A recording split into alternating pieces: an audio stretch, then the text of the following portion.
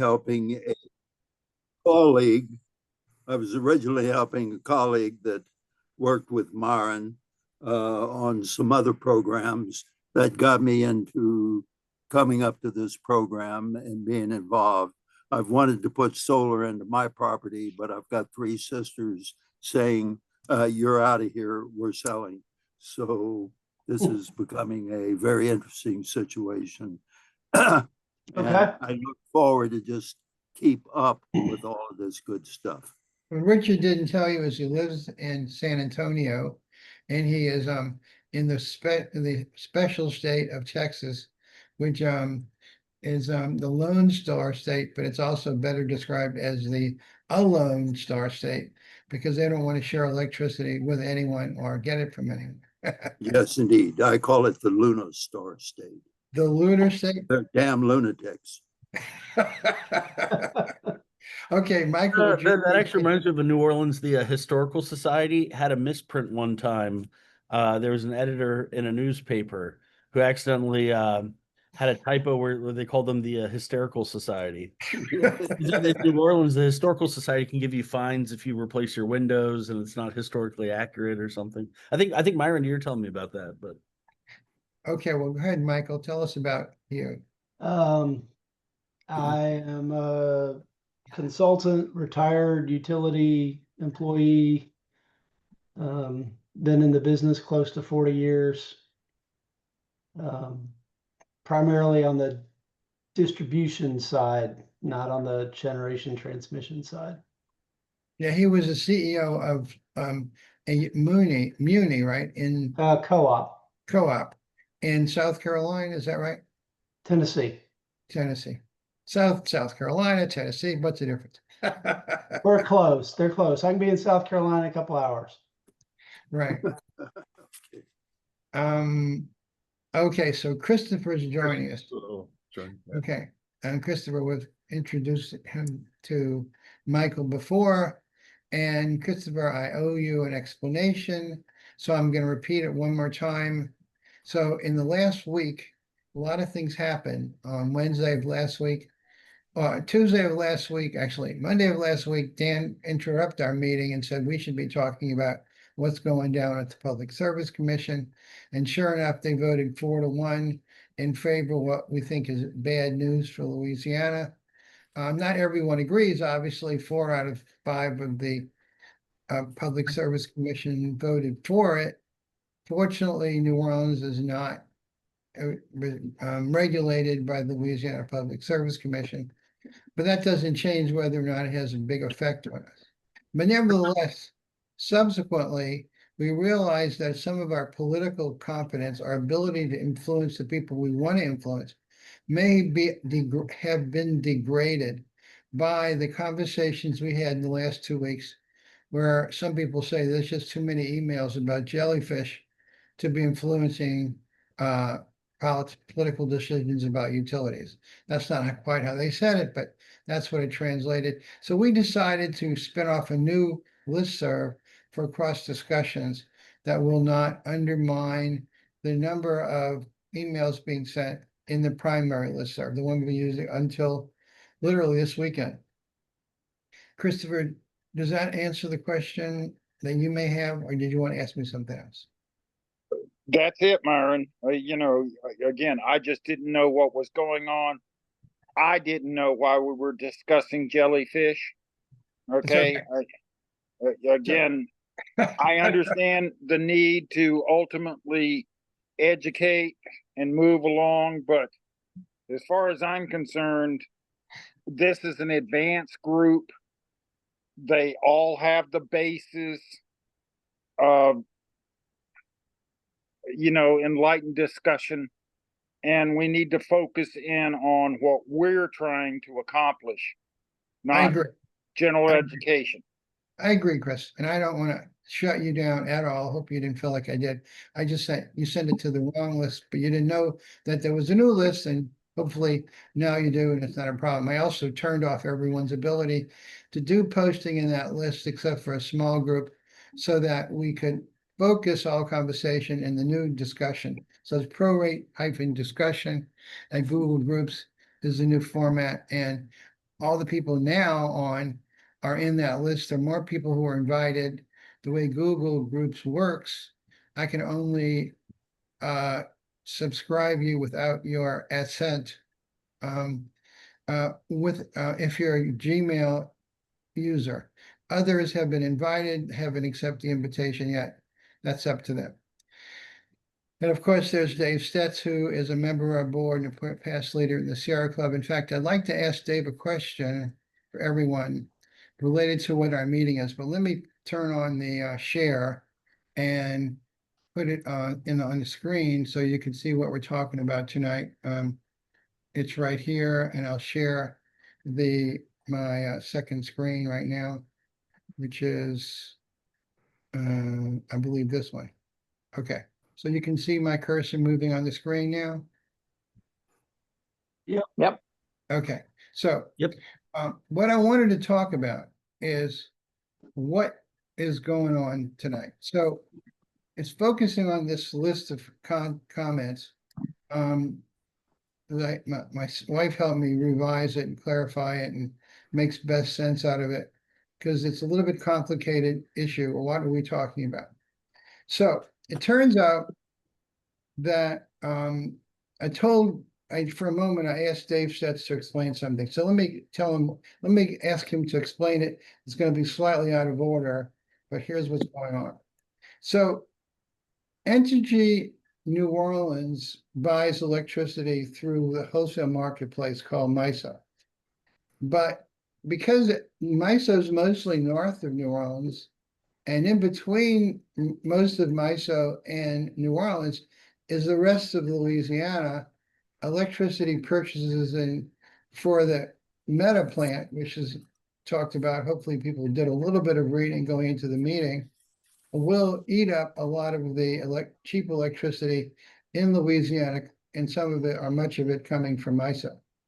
So if you actually read this article, which is referred to here, I'm going to click on it so we can look at it. And we see what's happening here is that Meta is sinking at $10 billion. And I thought there would be 3-2 votes, but it turned out to be 4-1 votes. And it's because one of the key people who voted for it was, let's see, this is not the one I was looking for. Let me back out. I don't mind looking at this one, but this is not the one I was going to look for. They were talking about why they want to build it, but that's not what I wanted to show you. What I wanted to show you is not this link, but the one that came from the Sierra Club. And that's why I'm picking on Dave, because Dave is his former leader of the Louisiana Sierra Club. So this particular article right here, which is the one that was sent to us by the Alliance for Affordable Energy, you can see here's the name of their domain, Alliance for Affordable Energy. And they pointed us to this listing, which is from the Louisiana or New Orleans or Baton Rouge Advocate, which is a dominating newspaper in greater New Orleans, Baton Rouge. And they wrote this article saying that the regulators approved this. Happened on Wednesday. And this is what I want to talk about. So they approved it. And what was amazing is it went 4-1. And the reason why it's amazing is because the one person who everyone thought was probably going to vote against it is a guy in this picture right here. And he's named Foster Campbell. Foster Campbell, unlike three out of 5 of the public service commissioners are staunch Republicans, but Foster Campbell and Devontae Lewis are Democrats. And we thought it would be a split 3-2 vote, but Foster Campbell said he's voting for it. He said, I'm not 1%, 10%, or 100% for this, but I'm 1,000% for it. And he explained why, probably because his area of northeastern Louisiana is so deprived of jobs. However, the Devontae Lewis, who voted with the Sierra Club and the Alliance for Affordable Energy, also a Democrat, represents Southern Louisiana, Baton Rouge, and New Orleans. He voted against it. However, and this is the interesting I wanted to ask Ron, Dave Stets about is that they were able to get some consideration. So environmental advocacy groups in oil disputed entities claimed that it would build 5 billion in infrastructure and arguing the plan risks increased bills. That's not what I wanted to say. There's something else. It was about they got some concessions from the Sierra Club got some concessions before they built it. Trying to see where they are. Let's see. So I can search it. Let's see. Not this kind of search. No, not that kind of search. Somewhere in here it says Sierra Club. And I wanted to know what it was, because what it says was they agreed to build some solar plants. It's written in here somewhere. I forgot what it said. And where is it? Here it is. The Sierra Club got Meta to agree to build some solar panels. 1.5 megawatts of renewable energy would be added to the deal. Myron, I just want to let you know you're sharing the email right now, just in case, I think you've shared the application. So if you're showing another document, I just wanted to bring up, you'd have to reshare. Can't see what I'm looking at on the screen. No, we see your Gmail. Not at all. I just wanted to bring that up because you probably shared application. Oh, no, I tried to share the screen, not the. Oh, okay. It So might I'm- go to the second screen if you have Let me two. go back to a different share. See, let's see. Apparently I didn't do the share. Let's try again. So this is the screen I want to share. Okay. Hopefully that's right screen. Let me see. There you go. Yeah, there's a bunch of tabs. It's the advocate. Yep. No, and this is what I want. This is Yeah. the screen I want to share. That's it. Okay. I've been moving in this screen. Now you can see my cursor in this screen. Yes. Okay. So anyway, in the article that I linked to, because I just do it again so you can see. This is the introducing email. And then right after the introduction, I said, okay, the Alliance for Affordable Energy sent us this link, and it goes to this advocate article, and the advocate article is right here.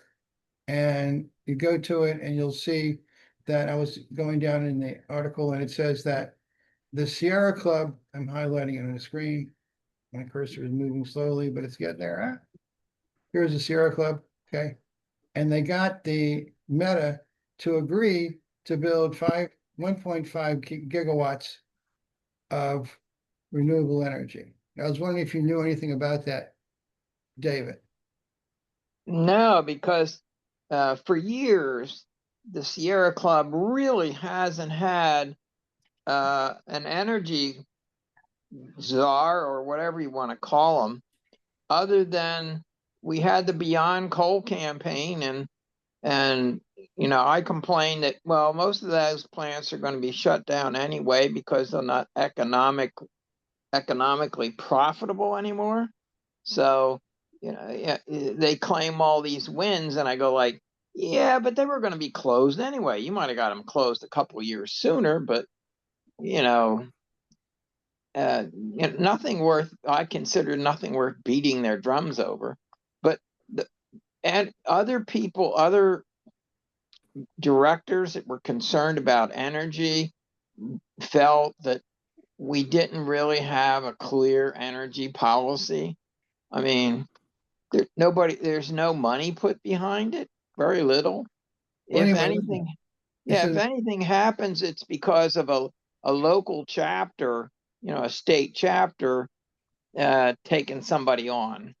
Well, anyway, this is what it says. I know that among the people working on this, besides the local people in Louisiana, the Union of Concerned Scientists jumped into the fray, the Southern Renewable Energy Association, and they all leaned on Meta. And apparently Meta and 1.5 gigawatts is what it says, by the way, is bigger than New Orleans's peak demand. New Orleans peak demand is 1.25 or 1.2 gigawatts is New Orleans peak demand. So this is bigger than New Orleans peak demand. And hopefully, Okay, Myron, stop. yeah, go ahead. All right. There's 2,600 gigawatts of renewable energy waiting to get onto the grid. True. Somebody conceding to add another 1.5 gigawatt to the 2,600 gigawatts that's awaiting to go onto the grid means it's nothing. Let's Well, go okay. on to something else. Okay, Richard, I mean, Chris is absolutely right. I have some ideas of how to solve that problem, but I'm only trying to put this vaguely in perspective. And I'm not trying to say gotta get this crap off the screen. So I'm sorry about this crap on the screen. See if I can go to a different window where it's not showing. Okay. So Christopher's absolutely right that the a promise to build 1.5 gigawatts doesn't mean it's actually going to get built. And even if everyone was positive about it, if the Public Service Commission doesn't let it reach the distribution and transmission lines, which is what's been holding it up all over the country, it still isn't going to work out, even if it's built. So there's lots of barriers to this. But nevertheless, I just wanted to know if David knew anything. So let me go back to the rationale, which is written at the top of the email. So the email is entitled Fuel Cost Pass-Through will be the topic of tonight's meeting. And so my wife helped me rewrite this because this was a lot longer. Why should we talk about fuel cost pass-through? If little to nothing else, entering New Orleans' cost of energy and thus our electricity prices are poised to greatly increase because of the big AI plant that's going to be constructed in Northeast Louisiana. So some of this is jargon. I think most people in this group know the jargon. The cost of energy, that means the fuel price or the average fuel price that energy uses to make the price of electricity, is kept down because we're part of the MISO wholesale marketplace, where, for example, wind power is commonly sold at -1 cent a kilowatt in Iowa, and we get it for about +1 cent because we may pay around 2 cents to transmit it to us. This allows to buy very cheap power generated at night. And remember, the cost of energy is a weighted average cost of energy. So we buy a lot of cheap energy at night, even though we may not be using it till later in the day. Our retail price is weighted average of the cost of fuel. And the other reason is because the primary way we make electricity in Louisiana is by burning natural gas. I mean, we get maybe 5% renewable and 10 or 15% nuclear and 4% coal. The rest is natural gas. So if a whole bunch of natural gas is being used in Louisiana, it's going to raise the price of natural gas. Currently, our cost of energy is about 3 cents, and the cost of electricity is around 12 cents. That's about 1/4 the price of electricity. But with the bottom of the electricity prices being cut out at night because the AI thing is going to work 24/7, eat up all this cheap electricity, and it's going to tremendously increase the demand for natural gas. It's going to raise the natural gas price from what it is now, which I guess is around 2 cents, to maybe four times that much. So which means that 12 cents a kilowatt hour could easily become a 20 cents a kilowatt hour, which for here would be a major rate shock. Okay, these are the kinds of things that are reasonable expectations. And what the Alliance for Affordable Energy was talking about last week, and my Dan Weiner told us we should have been talking about that last week. He interrupted our meeting to make us say that. Dan, you want to jump in here? Yeah. Thank you, Myron. The other thing that's happening in Louisiana in a very big way is liquefied natural gas exporting. And so that's going to also tap into the supply and ultimately probably raise prices. Whoever's the highest bidder is going to get it all. But we've got all these mega liquefied natural gas plants being built in Louisiana. I think 4 of them. And they're extremely energy inefficient because it takes a lot of energy to cool it down, and then there's energy wasted, and then there's natural gas wasted. It's a mistake on top of a mistake. But nevertheless, you're right, Dan. All that increases the cost, but that's not necessarily all we're talking about tonight. So let me get back to the thread of what I was talking about. So I want to thank Richard, Troy, and Dan for highlighting this and bringing this to our attention. And you're going to see how that happened. I'm just trying to explain what's going on. So the reason why this email is entitled Fuel Cost Pass-Through, Fuel Cost Pass-Through, is because in most places in the United States, in particular, certainly New Orleans, the cost of fuel is not a negotiated activity in the utility regulatory process. It's been set as a default, whatever the weighted average wholesale price is, that's the cost pass-through. And if we read down in this email, you'll see how that cost pass-through came into existence and why it's sort of a default assumption that we do not regulate. So that is the situation. If we're not going to try to regulate the cost of fuel as a negotiable issue, then we're stuck with this big problem of natural gas being expensive and cheap electricity not available. So what can we do? And we even highlighted this to connect to what Chris has told us and before. If you want to get something done, work on the people getting elected, which is, by the way, one of the reasons why we spun off the different discussion group. We don't want the people who might be reading what we're talking about being turned off because they're reading about too many jellyfish. So, so we're doing it. So what are we doing? So ProRate has already proposed 3 ways to ameliorate this problem. The first way, number one, is a time-varying bidirectional electricity rate design like ProRate that will allow any consumer to lower their bill by buying when the price is low and selling back when the price is high. And even if the margin is not 10-1 like it might be today, it might be only 3-1 next year or 2 years from now when this stuff really hits us, there's still enough to blow your bills dramatically. And at the same time, finance the purchase of batteries as a side effect. The second way is to initiate hybrid rooftop community solar, which you talked about for more than 15 minutes at the last meeting. So I won't explain to you how it works, but you could, just by changing a light bulb, you would save a kilowatt hour and sell that kilowatt hour. If you sold it at 5 cents, you'd be making more than 100% profit over your cost of making that kilowatt hour available for community solar sales.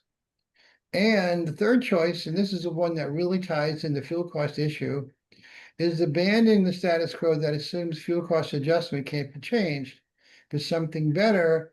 In fact, that something better is an aspect of the Bridge to the Future proposal that we have in the DER docket. Namely, let's do planning, let's put every regulatory choice on the table and make better choices, which is the Bridge to the Future idea. And therefore, we might be able to turn lemons into lemonade. So that's a little minor overarching argument is the reason why we're hoping lots of people in the city council would be watching this. And we want to say thank you to Richard and Dan for helping us point this out to us, which they did on Tuesday and Wednesday, actually Wednesday and Tuesday respectively, and the Alliance for helping us. Now let's see more about what was going on in the electricity brain trust thread, which I know that Michael had a chance to read, but not anyone else in this particular forum had a chance to read it. So to read it, I'm going to go from the bottom up because it starts at the bottom, okay? And we see on Thursday, the day after the Public Service Commission voted, completely by accident, a guy named Richard Hirsch said, "Thank you for inviting me to Electricity Brain Trust. I've been writing books about electricity, and that's all you need to know." Okay, so then a guy named Alvin Lynn, you'll see his name, Albert Lynn, said something really provocative and not at all directly germane, but nevertheless, because he wanted to talk about it, he said, "Welcome to the group. With your unique background in historical," by the way, he misspelled historical, so maybe it's hysterical. Myron, drive on. Okay. It was my joke from earlier. It was my bad. Okay, all right. Okay. I would like to ask you if you have some time looking at the impact of fuel pass-through policies in most states, often called the fuel cost adjustment, fuel, et cetera, where these operating costs are default pass-through 100% related to the fuel costs. And this happened after the 1973 energy crisis. It's still a practice in most states today, and some have gone so far as to make it law. My background is in finance, and this practice represents a massive risk reduction subsidy for fossil fuel generation technology. Is one of the largest financial obstacles for renewables, conservation, and demand response adoption. In the finance insurance industry, the term moral hazard would describe the situation where the party with all the control and decision-making authority has no financial repercussions on the outcome, and so is naturally motivated to spend their time and resources on other aspects. Let me just change the screen resolution a little bit for you guys. Okay. So that on other issues, because they have no dog in the race, they don't care. So they're not gonna try to make it cheaper. Okay. So they'll spend their time somewhere else where they can increase their profits. This once ignored topic is becoming popular as fuel cost related price shocks have become the top factor in many rate cases increases, and the standard rubber stamp annual hearings are turning into see more and more interveners show up. So that's what he said. So let's see what there was said in response to that. So a guy named Mike Caravaggio said, well, nobody builds power plants and lets them operate it without ignoring fuel costs. He's absolutely right, but that's not the issue. The issue is, what does a regulated utility do? So this is where Jim Lazar jumped in. Here's a relatively long article, but it's still worth to read. So what he wrote was, I generally agree with Mike C's observation with respect to thermal plants operating in competitive markets, like Texas, New England, Europe, and Australia. But the problem occurs in regulated systems with dollar for dollar flow through for incurred fuel costs. That issue was first documented to him in 1989. RAP means Regulatory Assistance Project, which is an organization, nonprofit or for-profit corporation he created. And it wrote it in an article called Profits and Progress Release Cost Planning, which is the predecessor name of Integrated Resource Planning. Anyway, and he said there's no reason to conserve fuel adjusted protection operates whether utilities fuel-based bill increases because the rising prices, because more fuel is used to satisfy demand. Utility that spends more than it has projected on fuel can raise the price of all electricity to spread its excess costs. They can't do it directly, but they can get the utility regulator to do it, and they will do it because that's the compact with the utility and the regulator. However, if it spends less than the projected, then the utility must pass on the savings through lower rates. Thus, the utility has zero direct economic incentive to conserve fuel or purchase lower costs. But even if there is a underproduction, something can happen. So if utilities even make money when they sell power for what initially appears to be less than it costs to produce. For example, to meet increased demand during peak times, the utility may crank up a relatively inefficient diesel generator that consumes fuel at 10 cents per kilowatt hour. And this regulated price of power might be 7 cents higher, which represents 5 cents in fixed costs and 2 cents allotted to the utility's average cost. But nevertheless, the utility can even recover that because that's part of the fuel contract. So yes, I think the operators of power plants everywhere want to be frugal, but that's not the issue. The regulatory market and the utilities they don't care. It's not a market, and we know it, and their incentives to be frugal are significantly affected by fuel recovery mechanisms. So what happens if it changes? She said, if we change it, if the utility is forced to absorb even a small percentage of the fuel cost or fuel cost variation, a small percentage can be real money. A small percentage of a large number can be real money. I helped author a fuel mechanism that was designed to protect utilities from severe economic harm in the case of severe increase of fuel costs. He said that if the fuel costs remained within plus or minus $20 million, there was no adjustment. But if the fuel costs went up and down by $100 million in a year, 99% of the excess was flowed through with several steps of cost sharing in between. He attached that. So that's attached to another version. I could send you the attachment if you want. So that was the third item in the thread. And then I cut the thread off more. It actually continued more recently. But here is Patsy Barnard's and then Alvin Lynn's response. I've worked across the industry in every technology except geothermal, and firmly believe utility economics are guided by rules and regulations how fuel adjustments are made. To say that everyone is interested in conserving fuel costs has not been my experience. We live in a market economy, and it's whatever utility costs in general is whatever the market will bear to enhance profits. They don't really care. So now let's look at what Albert Lynn wrote back in the last article that I quoted. I thank you for observations, and it's certainly true for profit-seeking entities that are publicly traded. It would make sense for shareholders of public utilities to optimize their profits under the regulatory environments they're operating in and try to keep the risk low as possible. Fuel costs are a very high percentage of operating costs.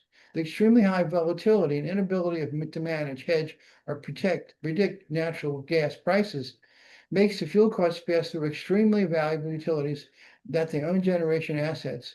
Not sure if munis or other ownership structures would be as strongly motivated to act as profit-seeking publicly traded companies, but it's possible they behave the same. Now, I hear at this moment, I'd like, if you don't mind, Michael Watson to jump in here because they talked about what might happen in a muni. Did you have an experience like that, Michael? Wait, we don't have, so your sound's not on. Whose sound? Michael's sound. Now it's on. Go ahead. Oh, All sorry. right. So TVA had a fuel cost adjustment. It worked fine. The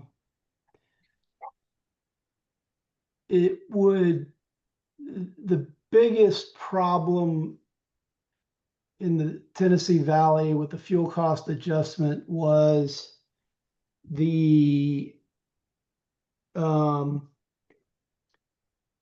time between the fuel spike price and the time it was collected, because different rate classes use energy at different times. So in one price spike, it could be that the residential consumers are using the most energy in the months following the price spike, and they pay the fuel cost adjustment. Or inversely, the industrial customers could be the heavy users after a price spike, and they end up absorbing the delta.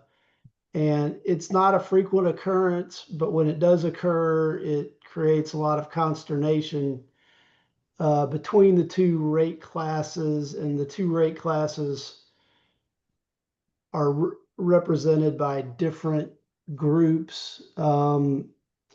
The residential ratepayers are typically represented by the munis and co-ops. The large industrial customers have their own lobbying group, advocacy group that negotiate with TVA on these types of issues. But in general, fuel costs are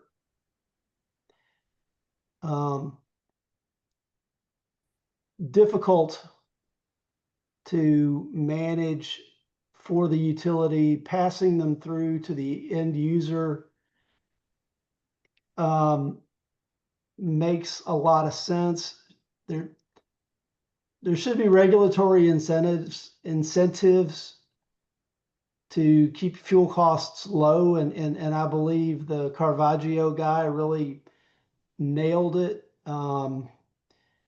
Even in an unregulated, even in a vertically integrated utility,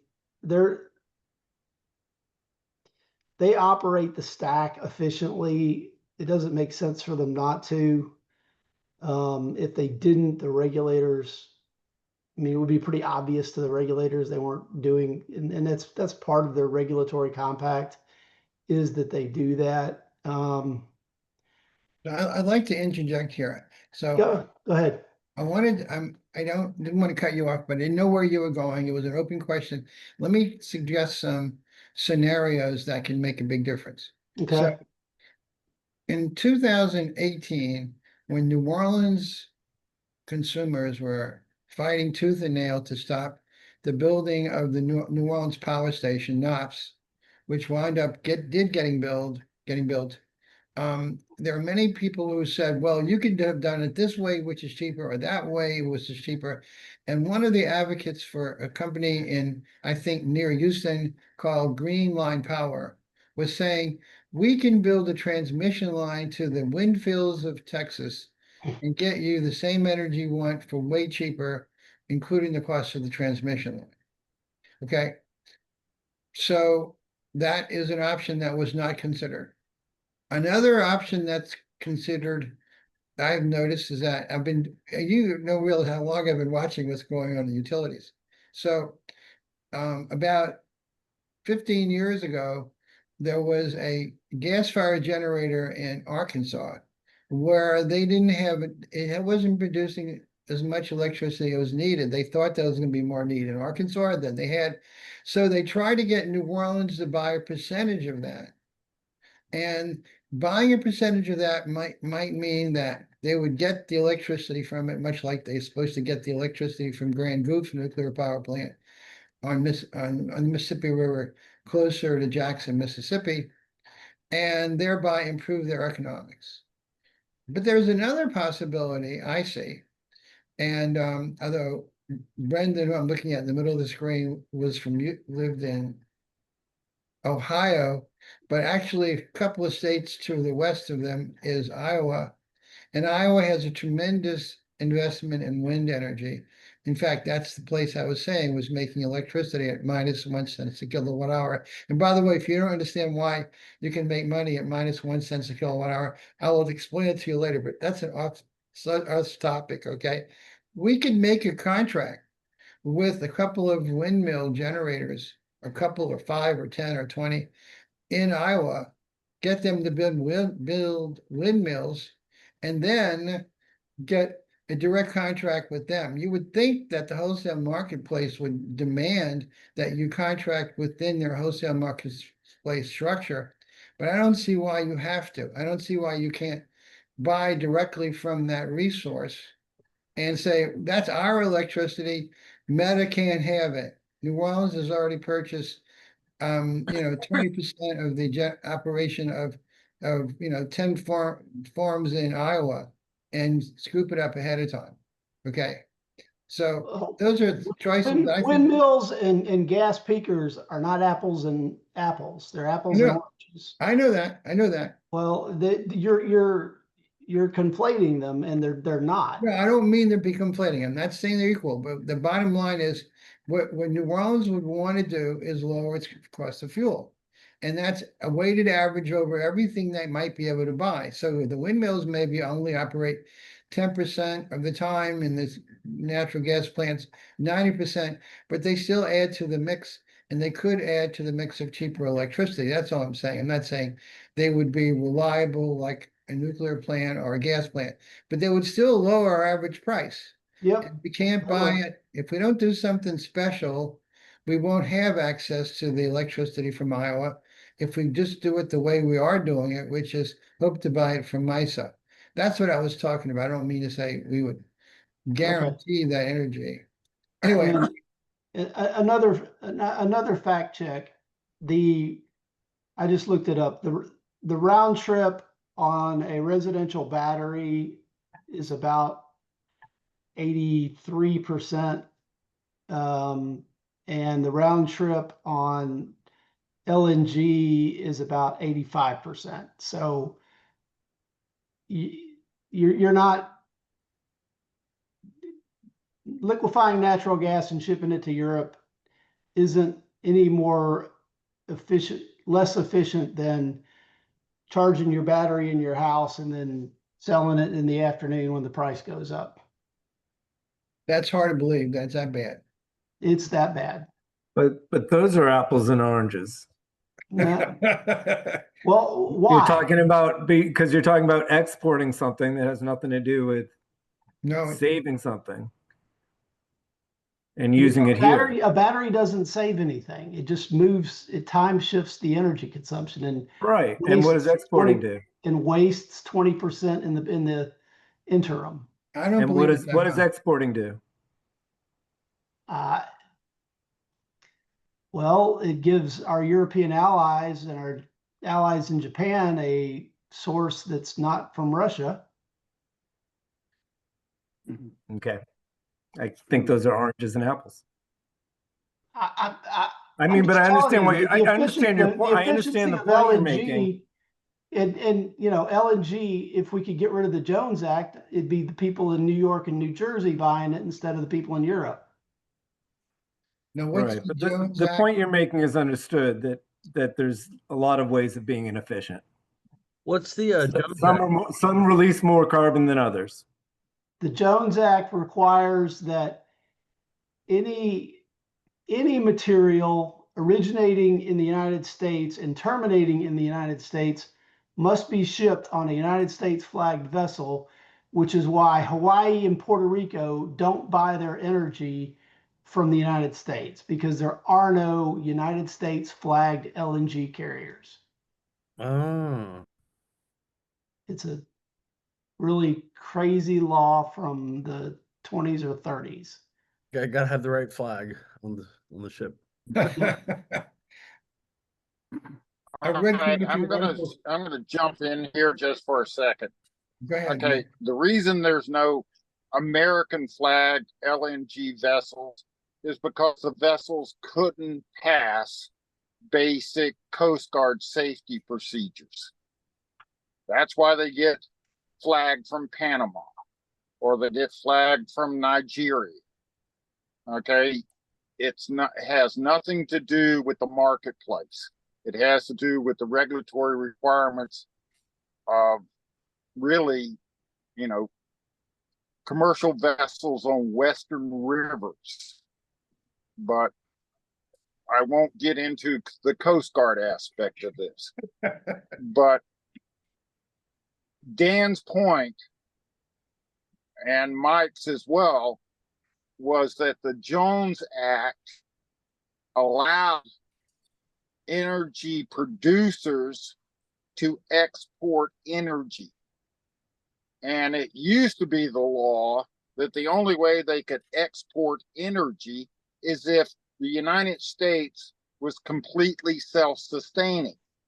The Republicans said, wait a second, we could tap into this global marketplace and make American consumers pay for the chaos that's happening in Europe and Southeast Asia, Africa, and South America. It's part of the global GOP ripping off process. And I don't expect that to change anytime soon. I guess the only other thing that I can add at this juncture in time is that until the marketplace allows renewable energy to consider compacts with battery systems, then there's really no place for renewables that could overcome the dispatchable question. Even though the Spanish wind farms in the United States, I know an executive vice president in the company routinely sells power at a negative cost because they get 2.5 cents a kilowatt hour subsidy for everything that was built prior to 2023. You can correct me, Mike, if I got that wrong. But they need, okay, to sell their power in order to get their subsidies. So they're pushing that. Now, all of these data centers and things along those lines are building pads for acre-sized batteries. I'm sure Thor can tell us more about that. Acre-sized batteries. 43,000 square foot batteries. And the reason they're doing that is because they're going to ultimately connect into the renewable energy systems and off grid themselves from the commercial grid, like MISA or, gosh, I almost said RICO. Okay, but there's 3 different regulatory arms in the United States. Okay, East Coast, West Coast, and Texas. But all of those are bought and paid for by energy providers. Most of the people that are on, these commissions that do the regulatory are ex-energy executives who look at it as, a Oliver Thomas kind of retirement system. Wait, I want to say something. Where they're getting paid huge dollars to sit on boards. Entergy New Orleans board, how much does that cost you a year? Just their board. Are you saying that $75 million? Oliver Thomas is on the New Orleans Board of Directors? Entergy New Orleans Board of Directors? Yes. Okay, let me just interject something which really blew my mind. And I don't think this was planned for tonight's meeting, but I want to show it to you. So I happened to stumble on this on this article, and I read it. My wife has a subscription to the New York Times. Okay, goodbye $165,000 tech jobs. Student coders seek work at Chipotle. Okay. Now, I'm not going to play this, but if you have a New York Times subscription, you can actually listen to it if you want to. But what happens is that less than 2 or 3 years ago, the tech companies and the government were encouraging people to go to high school and get a coding expertise, and they would normally expect to get jobs for 165,000 to start. Okay, and now all these people are substantially out of work. There's a higher percentage of people who can't find a job with a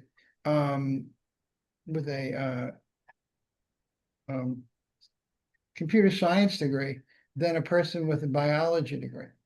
Okay, which is in this article. Okay, they say it over here in this paragraph right here. Whereas a computer sciences students are likely to be out of job at 6 to 7%. The people graduating from biology and history are just 3%. It's twice as unlikely to get a job. And this is what's happening because AI can produce code way faster and way cheaper and find its own errors than you could ever pay someone to do. So we think we're creating jobs. We're actually destroying jobs. These are young people who can't find jobs. These are pictures of them. You can actually look at the article and do it. I'm not going to waste your time making you listen to it, but that's the summary. So we think we're making jobs. Well, we're making jobs for poor people who do what? Who are going to pour the concrete for these foundations. But the people who really ought to be getting jobs, who've really spent their time getting ready for it in this tech industry, are left out in the cold. This is one of the consequences of AI right now. We're talking about losers from both ends. So anyway, I just wanted to throw that into the story. It's a longer story, but so why aren't we taxing the bots? Why aren't we charging these data centers 5 times the residential rate for the energy they consume? Why isn't the marketplace ultimately working?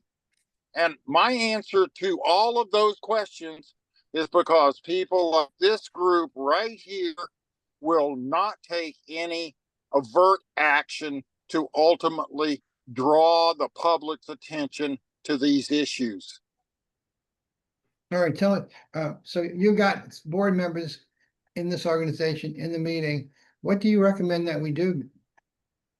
I think you should scrap everything that you're doing and create a political action committee and start going after politicians. Well, I just want to know that's what's going on behind the scenes. With petitions, with ultimately white papers, with ultimately things that will ultimately create consternation within the boards of these utilities.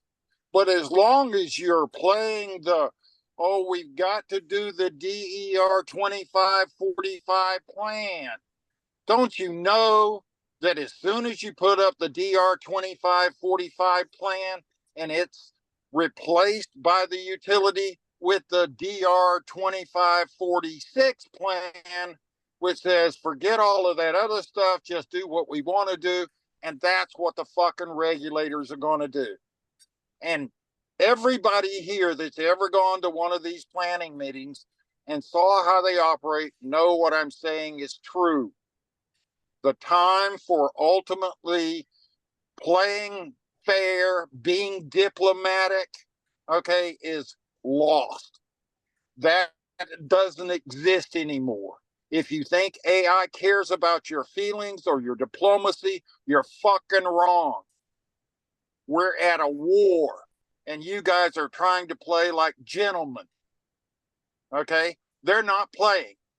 They pay their CEO of Entergy New Orleans $36 million a year. The motherfucker wins a Powerball every year. The board gets paid $75 million a year. They're not playing. They're going to fuck you guys in the ass, and you're going to say, please give me another. One of these days, you've got to stop and say, everything that we're doing now is something we've tried before, and it's never fucking worked.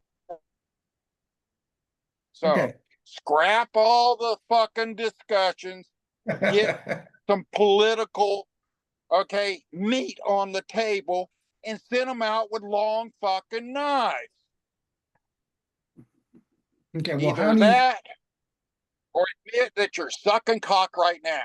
Well, I'd just like to push back a little bit. We do frequently publish white papers, and we go to conferences as well and participate in Has these that changed discussions. anything?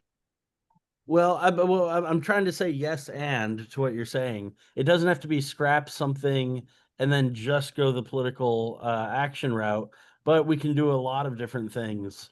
And the Monday night meeting is only the Education and Issues Committee meeting. There's other, there's activities outside of just a Monday night meeting. But yeah, I just wanted to let you know that, I do like the energy, and I appreciate the feedback. Anything that's actionable, and it's going to be an ongoing fight, like you mentioned. A bunch of battles and a war. Um, I so do yeah, think they're I just members of the wanted to- city council who are trying to do the right thing. I'm not Who is always that? sure. Who is that? Well, I'll give you an example. And I can't mention names now because I don't know how this is going to play out. But I do know that we have teams working on trying to get some of our problems done by direct communication with the council. And one of the things I heard said, I don't want to attribute it to who said it, it says, if we use your plan and it doesn't get proposed by you, and we let Entergy do it, it'll get gold plated. Whatever it is we want to do, whether it can be done for $10, they'll find a way to do it for $100. Okay, and we might generate $5 of benefit. They'll make sure it only generates $2 of benefit. And that's the kind of thing that we're trying to avoid to get more effectiveness. So the thing that we mentioned in this meeting tonight, these 3 items that can help solve the problem to keep our the cost of energy lower. They've been on the table for half a year, all of them. The first one has been on the table for a decade, the second one for 2 years, and the Bridge for the Future now for a half a year. These are tools that if the utility would adopt it, it would really help solve energy problems in New Orleans. I think But we haven't. Tor has a comment as well. Raised his hand. Just to let you know. Oh, I'm sorry, Tor. Would you like to say something? Yeah, there's kind of a fourth. Where is this data center planned to be? It's in Northeast Louisiana, Oh, Which makes northeast, it- up which by is, west. which is like near Monroe. But it doesn't really make that much difference because what we found out on May 26th, which is like, I forgot what holiday it followed or was Labor's Day or something, Memorial Day. That when that event happened, a transmission went down, and a generator went down, and something else was already um, seasonal off, disconnected, and we had a power shortage. So we know that any part of Louisiana could inadvertently shut down part of New Orleans. We're tied together very, very closely. So even though the generator and this energy consumer will be off to the northeast, it doesn't make a difference. I mean, it makes a difference, but it's not like we're easily isolated from it. Okay. But anyway, trying to better understand what Chris said is how do we press this button? And I will tell you that in many ways, he's absolutely right. We may not know that Chris was here in New Orleans for about a decade, arriving right after Hurricane Katrina, participated in the New Orleans Energy Policy Task Force, made many recommendations, some of which are still outstanding. You want to build a sustainable home that might last 100 years and have no need for any energy inputs. And the way you build it and what your solar panels you put on it and batteries were decades ahead of its time. A few houses were built that way, but by and large, it was ignored. When a few years later, when I introduced ProRate at an integrated resource planning meeting, of course we called it CLUP at the time, it was voted down before it even had a chance to be heard. And it's obvious because the utility doesn't want to lose control of its agenda of how it makes a profit. Go ahead, Tori, you wanted to say something? Oh, I just seen we've got 3 minutes left. And I just offering to show you what I captured of the heat wave in Antarctica, because it really is a kind of a fourth factor here. Okay, I'm going to give you the screen. Sure, I'll make you co-host, Tor, so you can Okay. share. I've got to get rid of I've got to move my cursor around so I can. I'm gonna go grab a box of tissues. Oh, sorry, I didn't mean to stop the video. I meant to stop the screen share. I'm sorry about that. While you're doing this, remember tonight is the 8th anniversary of Harvey hitting Texas. Of what? Oh yeah, Harvey hitting Texas. Yeah. Oh, Yeah, okay. yeah. Talk about environmental disaster. Okay, can you give? There you go. Yeah, yeah. Tor, you're so- able to share now. Okay, you should be able to share now, Tor. Appreciate it. Hey, This is your trip to Antarctica? no, this is the measurements I just took. Whoa, whoa. Oh, the measures took. I thought for some reason. Oh, God. There's As soon as I heard I took, I thought, I'm sorry about that. no, if it was a trip, that would be a one thing. Yeah. This is the start of the heat wave here. This is in degrees Celsius. It's over Antarctica. You may not be able to tell. It's going right over the Ross Ice Shelf or something like that, right? Ross is down here. This is Ron. This is Avery. But this is the second day of it. It gets into the interior. This is the third day. This is the fourth day, right at How the hot pole. is that? Wow. That's 24 and again, this is the average between the peak and the low. They were hitting a 30. If you see 24, they were probably hitting 30 in the peak. That's 24. That's right. 85 degrees, 85 degrees and Antarctica. Yes, but it's their winter, so it did not go above freezing here. But you'll see in the subsequent class, it did go above freezing. This is on Friday, it just was nuts. This is that's the pole right there. This hit high 30s. So look, can I ask a question real quick? Sure. These are the scale on the right is departure from normal, not measured temperature. Is that correct? That's correct. The departure from the baseline, which is the average per date from 1979 to 2000. Okay. All right. That So yeah, I mean, but we don't know what the actual temperature is. And you're saying it's still below freezing, even though it's. they do that by satellite, by infrared inference. Yeah. Basically, as you can scan a building and get a thermal map of it, they can do that from space. Well, no, but what I'm saying is we don't know what the actual temperature is. We just know that it's this far above normal. It's corroborated by sensors around Antarctica. Yeah, but There's he a wants to- station he at wants the you to say a Arctic. number. Tor, he Uh, wants you to at- say a number. What's the temperature in the worst part of the anomaly? Oh, the worst part of this shade here is this 28 to 32. I know, but is that the temperature or the anomaly? That is the anomaly above the average I know, temperature so per what's day. the actual temperature? I didn't capture those slides. Okay, But this is what it was on Sunday yesterday. It had kind of ballooned out. Well, I think I did. I was And just this is the actual temperature. Is it the Okay. difference compared to the average for that no, day? this is Or this is just the actual temperature. Oh, that's the Yeah, actual temperature. I'm sorry. Yeah, and what was noteworthy about this? This is the Pine Island Glacier here. This is the Thwaites Glacier here, and both went above freezing. Wow. Yeah, so Yeah, we went from like -30 to above 0. And Yeah, right there. remember, it's February in Antarctica. February. Yeah. Wow. In the wind velocity, again, we got significant precipitation in this area, snowpack. And again, my geologist in was it 43, 44 years ago? They said first you get a lot of snowfall, then you get above freezing events that melt the snow, the water goes into the glacier cracks and weakens the structure. And after a couple of years of that, all it takes is a strong wind and the whole thing falls in the water. They were really blunt about that. There's the snow.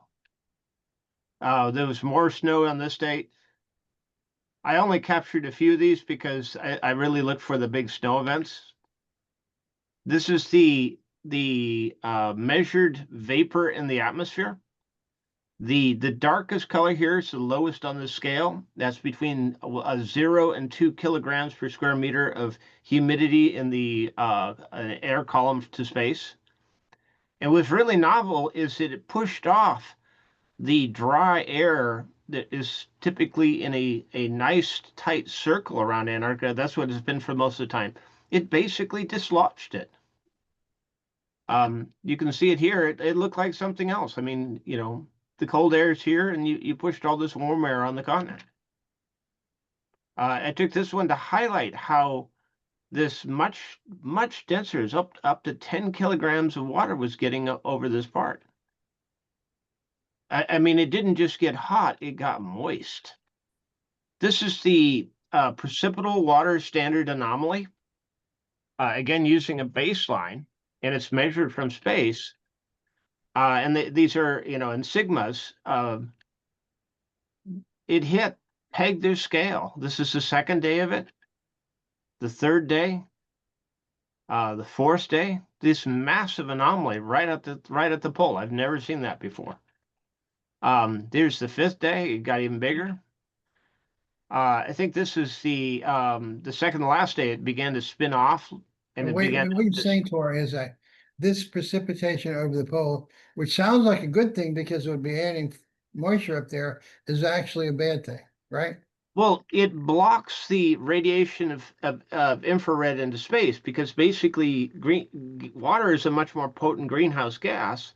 If you have more moisture over you, it kind of forms a blanket over Antarctica. But what I really wanted to stress is the amount of water on it was spectacular. I mean, it was the biggest I've ever seen by quite a ways. And that's not a good thing. Not that's a sign that you're gonna heat up Antarctica very fast. Okay, Uh, listen, Here's the wind. Again, this is on the day that it was above freezing on the Pine Island and the Thwaites, and it was also clocking in. These are units of knots per hour. no, knots is speed. Yeah, and it was basically gale force winds at above freezing. And the problem with that is if you have still air, it can be warm, not much happens. But if your air is moving like 10 or 20 meters per minute to second, you're gonna get a cumulative effect. Even though you're slightly above freezing, you're gonna melt a lot of material. Okay, we gotta stop now, past 9 o'clock. Okay, Okay, I'll just finish it. I've got a few more slides. Again, the wind event was widespread. This is the 500 millibar level, and you can see how it dislocates here. And there was a complete dislocation. Basically, warmer air has a higher elevation at the 500 millibar level. The colder it is, the lower it is. And so the cold air mass at the upper atmosphere essentially displaced off the continent. I mean, this is what we saw at the North Pole. It's just now it's happening at the South Pole. Thor, And- can you send those slides to the listserv or something like that so we can download them? okay, Sure. Tor, you cannot send to ProRate Energy. You have to send to ProRate Discussion. And if you Okay. haven't, have you Oh, good subscribed to point. it? Yeah, we got a new listserv thing. Okay, I gotta stop share. You've got to subscribe to the ProRate listserv. And he has jumped off. But Thank you I'll for make sure sharing, though. everyone has received an invitation to subscribe. If you don't have a Gmail address, you have to actively subscribe to the discussion group to send us your content. Okay, Tor? I'll try and figure it out. If not, call me up. I'll disclaim it to you. Okay, it's time to go. Good night, Yeah. everybody. Thank you, everyone.